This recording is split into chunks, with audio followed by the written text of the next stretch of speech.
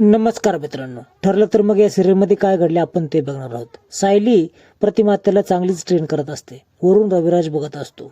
रविराज सारखं सारखं आठवत असतं की त्या ॲक्सिडेंट नंतर त्या व्यक्तीने कसं सांगितलं की तुम्हाला मारण्यात आलं आहे. त्याच वेळेस त्याला हे देखील आठवतं की त्याला शोधण्यासाठी तिने खूप प्रयत्न केलेला असतो. लोकांकडे जाऊन खूप प्रयत्न केला असतो, शोधण्याचा खूप प्रयत्न केला असतो. ह्याला असं जाणवत असतं की काही करून माझी प्रतिमा माझ्यापासून पुन्हा दुरावणार तर नाही. तो खूप अस्वस्थ असतो, कारण खूप वेळानंतर, खूप वर्षानंतर तिला ती भेटलेली असते. तिला हळूहळू आठवत असतं, पण हा इतका अस्वस्थ असतो. पण खाली ट्रेनिंग देणारी सायली आणि प्रतिमा बघून त्याला मागचे प्रसंग देखील आठवू लागतात. सायली चांगलेच प्रयत्न करून सांगत असते की तुझा बचाव तुला कसा करायचा आहे. त्याच वेळेस अर्जुन पाठीमागे येतो. रविराजला अस्वस्थ बघून तो त्याला धीर देतो आणि वीक बाजू असेल तर त्या व्यक्तीने आमच्याबरोबर येऊच नाही असं तो बोलतो. तो समजून सांगतो की कोर्टाच्या भाषेमध्ये आपण वीक व्यक्तींना नेहमीच बाजूला ठेवतो. तसंच तू कर आणि तू पोलीस स्टेशनमध्ये तू थांब, जेणेकरून आम्हाला सपोर्ट तिकडून होईल. इकडे अर्जुन खूप समजून सांगतो रविराजला की काही होणार नाही, काळजी करू नको, माझ्यावर विश्वास आहे ना. त्यावेळेस पूर्णपणे विश्वास आहे, त्यात काही शंका नाही असं रविराज बोलतो. अर्जुन सगळी गोष्ट सांगत असतो की लोकेशन ठरलेलं आहे, त्या ठिकाणी त्याला बोलवायचं देखील आहे. आता फक्त प्रतिमा त्यांनी आपल्याला साथ द्यायला हवी, कारण त्याच्यातून त्यास ते बाहेर पडणार आहेत. रविराजला तो धीर देतो. धीर देणं खूप गरजेचं होतं, कारण रविराजला असं नेहमी वाटत असतं की प्रतिमा पुन्हा दुरावते की काय. अर्जुन खूप समजावून सांगतो, अगदी सिनियर बघ सगळं सांगतो. इकडे मैपत आणि नागराज एकत्र बसले असतात. त्यावेळेस लोकेशन आपल्याला कळणार आहे आणि मांडवली करण्यासाठी तो आपल्याला बोलत आहे. पण तो येईल खरा, पण तो जाणार नाही. त्यावेळेस नागराज शेठ तुम्ही पण यायचं आहे. त्यावेळेस नागराज शेठ लगेच दात खातो की मी का बरं यायचं तिकडं. त्यावेळेस गुन्हा का मी एकट्यानेच केला नाही आहे, पण ते सायली आणि अर्जुन तुम्हाला ओळखतात ना, मग ते ठिकाणी येणं योग्य राहील का. त्यावेळेस मी येत नाही असं तो बोलतो. ठीक आहे, त्यासाठी मग तू गाडीतच थांब असं तो बोलतो. इकडे अर्जुन त्या माणसाला कॉल करतो, म्हणजे मैपतला कॉल करतो आणि सांगतो की लोकेशन तुम्हाला पाठवलं त्या लोकेशनला यायचं आहे. त्यावेळेस मैपतला नागराज बोलतो, अरे हे लोकेशन तर ॲक्सिडेंटचं लोकेशनच आहे. त्यावेळेस याला देखील आश्चर्य वाटतं आणि ठीक आहे ते येतील आपल्याला पकडायला, पण तिथून जाणार नाही. तो त्याच्या जवळच्या सगळ्या पंटर लोकांना बोलवतो आणि लोकेशनच्या तिथं जायचं आहे असं तो बोलतो. आणि तलवारी यांना तेल घाला आणि बंदुकींना साफसफाई करा, जेणेकरून आपल्याला तिथला एकही व्यक्ती मागं जाणार नाही, ह्याचं त्यांना काम सांगतो. चला रे म्हणून ते तिकडून निघून जातात.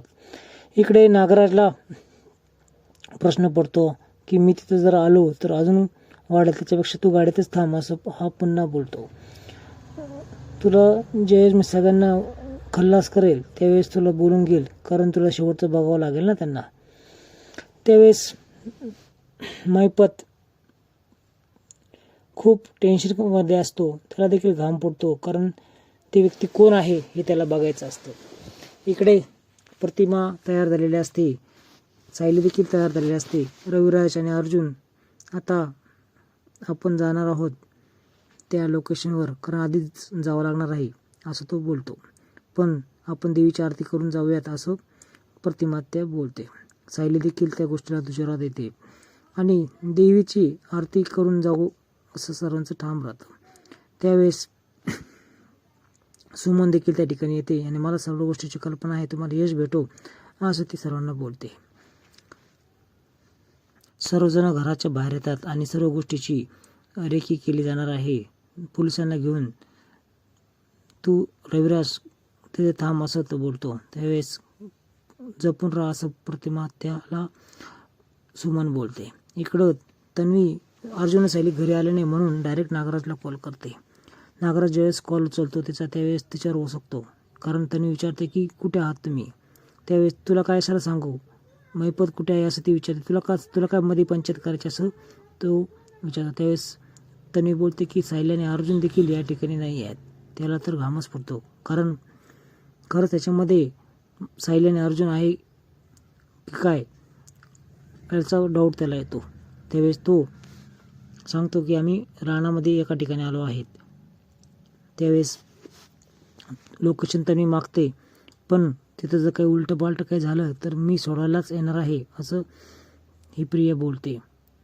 इकडे घडलेला प्रसंग सर्व हा नागराज तिला सांगतो. आणि एवढी मोठी गोष्ट तुम्ही माझ्यापासून लपवून ठेवलीत का बरं? तुम्ही माझ्या टीममध्ये घेतलं नाही का, असं ही प्रिया विचारते.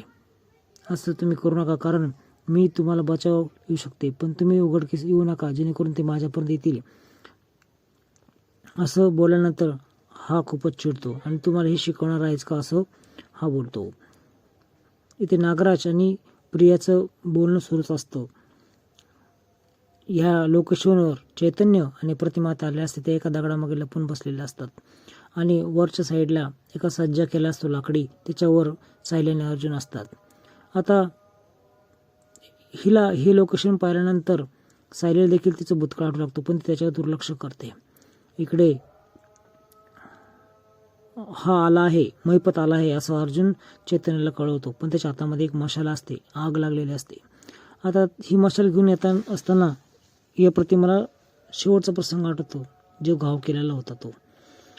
ही प्रतिमा त्याच्या समोर डायरेक्ट उभा राहते. इकडे तिकडे बघून तो येतो आणि दोघंही समोरासमोर आल्यानंतर काय होईल आपण पुढच्या भागामध्ये बघणारच आहोत. एवढंच काय तर महिपत डायरेक्ट बोलतो की 22 वर्षापूर्वी मी तुला मारायचं चुकलो, पण ह्या वर्षी देखील मी मारणार आहे. आणि तो प्रसंग आठवून हिला थोडं टेन्शन येतं. ही घाबरते देखील, पण हा बंदूक रोखतो. त्याच वेळेस सावली देखील त्या ठिकाणी जाते, पण तो गुंडांना घेऊन आला असतो याची कल्पना कुणालाच नसते. आता अचानकपणे ही प्रसंग आला, त्याच्या वेळेस अर्जुन देखील घाबरतो. धन्यवाद.